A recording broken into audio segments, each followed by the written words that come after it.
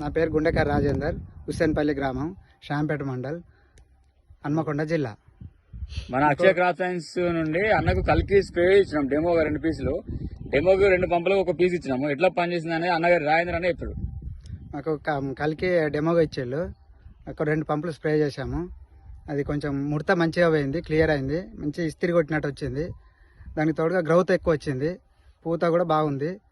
ఇంకోటి పురుగు కూడా కంట్రోల్ అయింది. కింది ముడత పై ముడత పోయింది, దోమ పోయింది, పురుగు పోయింది. ముదురు చెట్టు కూడా కొద్దిగా లేతగా వస్తుంది. ముదురు చెట్టు కూడా లేత ఇగురు వస్తుంది. వచ్చే ఇగురు కూడా మనకు ముడత లేకుండా క్లియర్ వస్తుంది.